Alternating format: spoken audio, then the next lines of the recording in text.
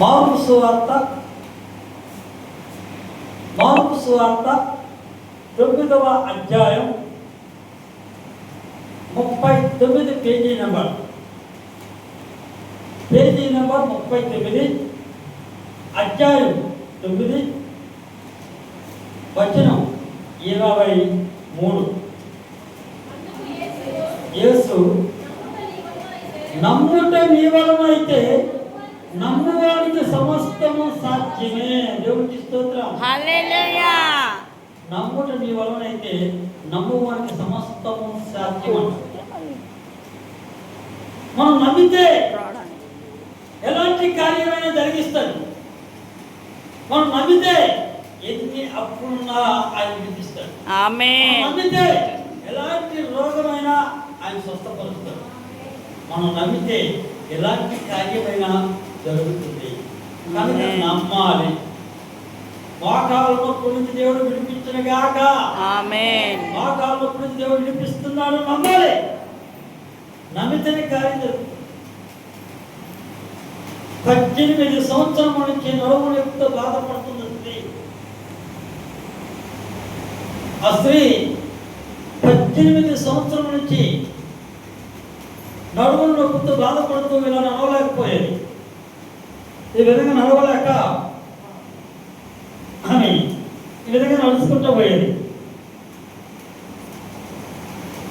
ఎన్ని సంవత్సరాలంట?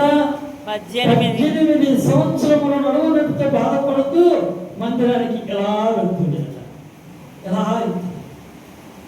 ఆమె ఎంతమంది ఆలోచించుకుంటారు. నువ్వు మందిరానికి వెళ్తున్నావు, ఏం మేలు జరిగింది? నువ్వు మందిరానికి వెళ్తున్నావు, ఏం స్వస్థత రాలేదే? నువ్వు మందిరానికి వెళ్తున్నావు, ఏం మేలు జరగలేదే అని రకరకాలుగా అనేక మంది ఆలోచన చేస్తుంటారు. బహుశా నిందించుంటారు బహుశా. కానీ ఎవరో మాటలు వినలా తల్లి.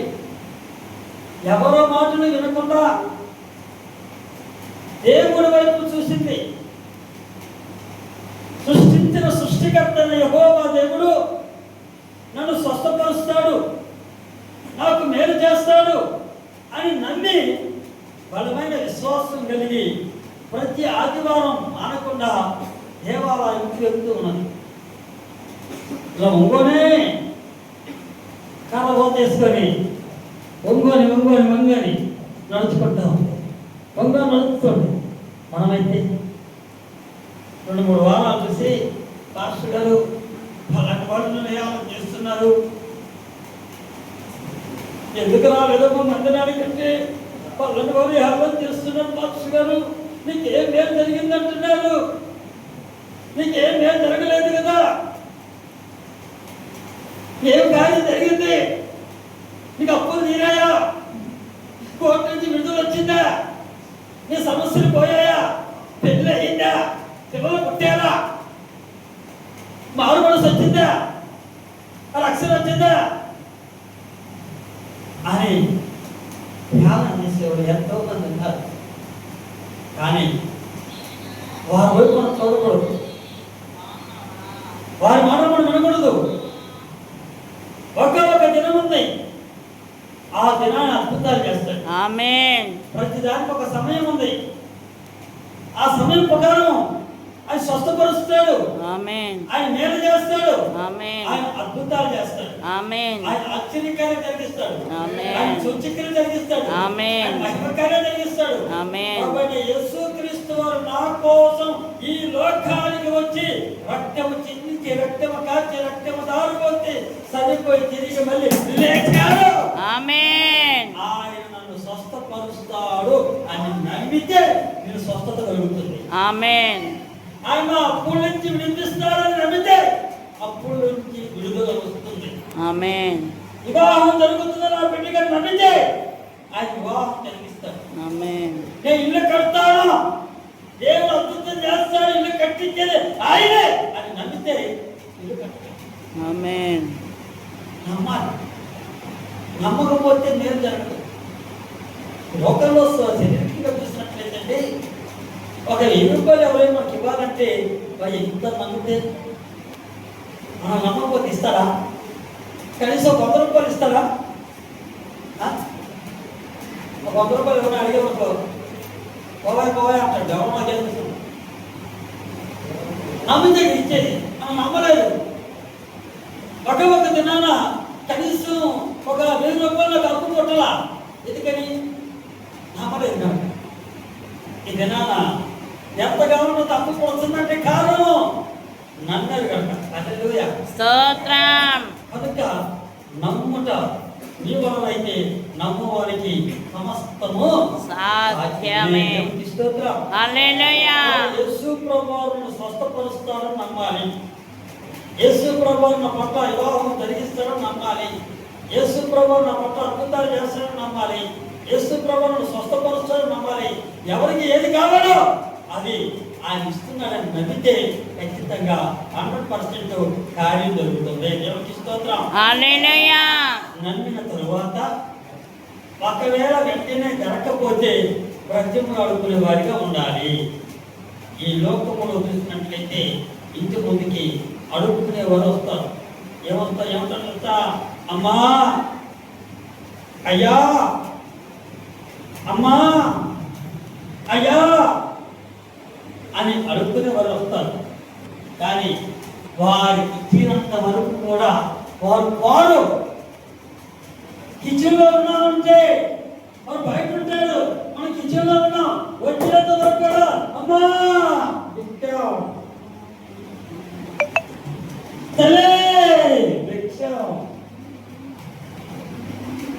కిచెన్లో ఉన్న వ్యక్తి బయటకు వచ్చి ఇచ్చినంత వరకు కూడా వ్యక్తి పోరు కదా. సృష్టించిన సృష్టికర్త యెహోవా దగ్గర మనం గోదావరికి అభ్యంతరలేదు. ప్రభువు యేసు క్రీస్తు ప్రతిభావంతో ఆయన అద్భుతాలను జరిగిస్తాడు. లోకసభలో మధ్యరాజ్యంలో చూసినట్లయితే ఎడమలో న్యాయాధిపతి గోదావరితో ప్రతిభావం వస్తున్నాయి. యేసు ప్రభువు న్యాయాధిపతి న్యాయం చేశాడు. ఆ విడుమను గోదావరికి న్యాయం చేయాలని అంటాడు. దేవునికి స్తోత్రం. హల్లెలూయా. ఇచ్చేంత వరకు వదలకూడదు. బైబిల్లో మనం చూసినట్లయితే యేసుకున్నాడు, దేవుడు ఆశీర్వదించిన వరకు యాకోబు వదల్లా. దేవుడు పట్టుకున్నాడు, పట్టుకొట్టాడు, వదల్లా. ఈ దినాలు మనం కూడా వదలకూడదు. మన అవసరం తీరాలి, మన కోరిక నెరవేరాలా, మన పట్ల అద్భుతాలు జరగాలి, ఆశ్చర్యకాలు జరగాలి, సూచనలు జరగాలి, వైభవాలు జరగాలంటే జరిగినంత వరకు కూడా మనం ఏం చేయాలి? ఆయన్ని వదలకూడదు.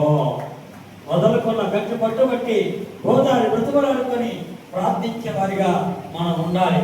ఎప్పుడైతే అధికంగా ప్రార్థిస్తామో అప్పుడే మన పట్ల అద్భుతాలు జరిగించిన ఆమేన్. ఆశ్చర్యకాలు జరిగించిన గాక, ఆమేన్. జరిగించిన గాక, ఆమేన్. జరిగించిన గాక, ఆమేన్. దావీదు రాసిన కీర్తన 25వ అధ్యాయము. దావీదు రాసిన కీర్తన 25వ అధ్యాయం.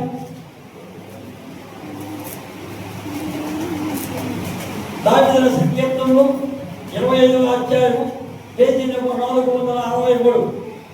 పేజీ నెంబర్ 463, 2వ వచనం. నా దేవా, నీ యందు నమ్మిక ఇచ్చి ఉన్నాను, నన్ను సిగ్గుపడనీయకము. దేవునికి స్తోత్రం. హల్లెలూయా. దేవుని యందు నమ్మిక ఉంచితే ఆయన సిగ్గుపరచడు, ఆయన అవమానపరచడు, ఆయన అద్భుతాలు చేస్తాడు. దావీదు పట్ల దేవుడు అద్భుతాలు చేశాడు. దావీదు పట్ల దేవుడు ఆశ్చర్యకార్యాలు జరిగించాడు. దావీదు పట్ల దేవుడు సూచకాలు జరిగించాడు. దావీదు పట్ల దేవుడు మహిమకార్యాలు జరిగించాడు.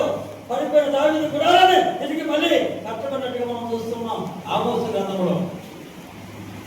కనుక ఆయన మీద నమ్మిక ఉంచితే సిగ్గుపరచడు, ఆమేన్. అవమానపరచడు.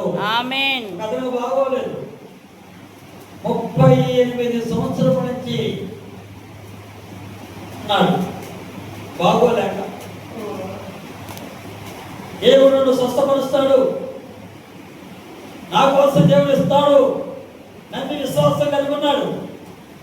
నాకు ఎవరు లేరు, నాకు దేవుడే ఉన్నాడు, దేవుడు కార్యం చేస్తాడు, నన్ను విశ్వాసం కలిగి ఉన్నాడు.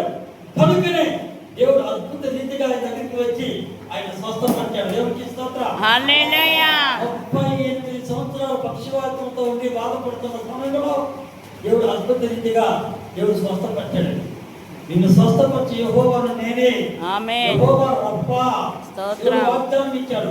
వాగ్దానం చేసిన దేవుడు నమ్మదగిన ఆమేన్ కనుక నమ్ముటని వల్ల అయితే నమ్మవాడికి సమస్తము సాధ్యమే